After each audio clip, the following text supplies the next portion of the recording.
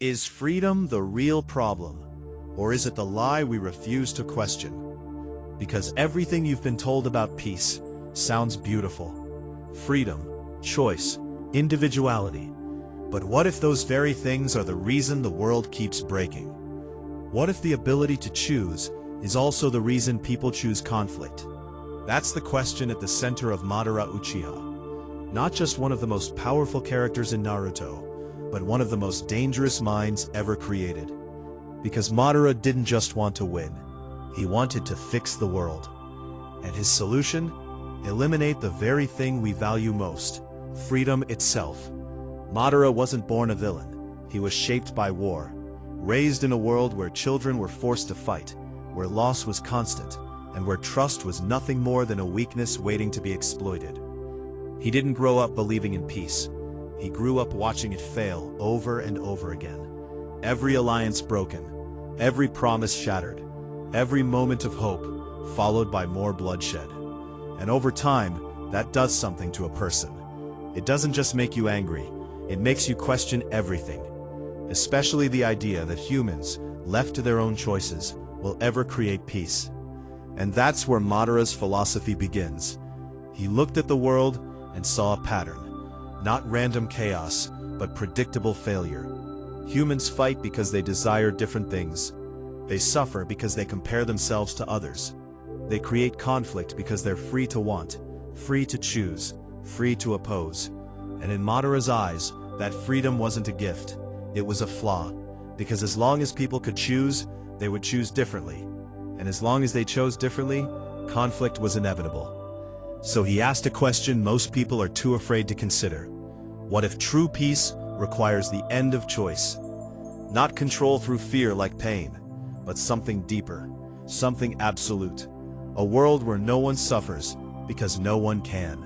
A world where conflict doesn't exist. Not because people resolved it, but because the possibility of conflict itself was removed. And that's the idea behind the Infinite Tsukuyomi. A dream world, a perfect illusion, where every person lives in their ideal reality, unaware that it isn't real. To most people, that sounds like a nightmare. But to Madara, it was mercy. Because from his perspective, reality had already proven itself to be cruel, unfair, broken. So instead of trying to fix it, he chose to replace it. To create a world where pain doesn't exist, where loss doesn't exist, where suffering is impossible. And the only cost? Reality itself. That's what makes Madara different from other villains. He doesn't want power for the sake of control. He wants control for the sake of peace. But in doing so, he crosses a line that most people never would. Because he believes that people don't deserve freedom if that freedom leads to suffering.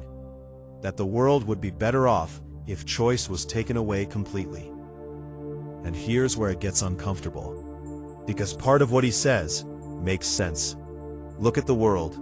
Conflict exists because people disagree. Wars happen because people want different outcomes.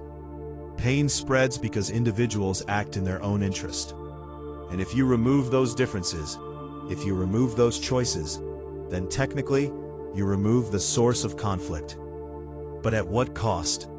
Because without choice, there is no growth, no individuality, no real connection, just controlled peace, artificial harmony, a world where everything feels perfect, but nothing is real. And that's the paradox of Madara's ideology. He wants to end suffering by removing the very thing that makes life meaningful.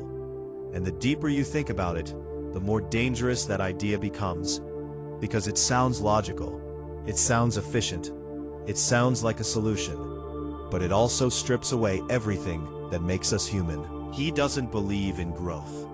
He believes that human nature is fixed and flawed, that no matter how many times peace is attempted, it will always collapse.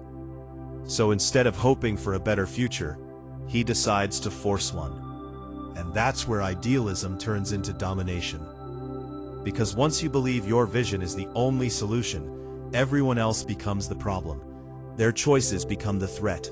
Their freedom becomes the obstacle, and suddenly, controlling them doesn't feel wrong, it feels necessary. That's how Madara justifies everything, not as a villain, but as someone willing to do what others won't. Someone who accepts the burden of becoming the enemy, to create a world without enemies. And in his mind, that makes him right. But there's one flaw he never fully escapes. Because even if you create a perfect world, if it's built on illusion, is it truly peace? Or is it just escape? Because peace isn't just the absence of conflict, it's the presence of understanding. And understanding can't exist without difference, without choice, without the ability to disagree and still find connection. Something Madara rejected completely. And that's why his ideology ultimately fails. Not because it isn't powerful, but because it's incomplete. It solves the symptom, but destroys the soul. It removes pain, but also removes purpose. It creates peace, but at the cost of reality itself. And that's what makes his character so powerful. He forces you to confront a question most people avoid. Is a painful reality better than a perfect illusion? Because if you were given the choice to live in a world where everything feels right, where you never lose, never suffer, never struggle, would you take it? Or would you choose a world where pain exists, but so does growth, freedom, and truth? Madara chose for everyone. He decided that reality wasn't worth saving. But the real question is,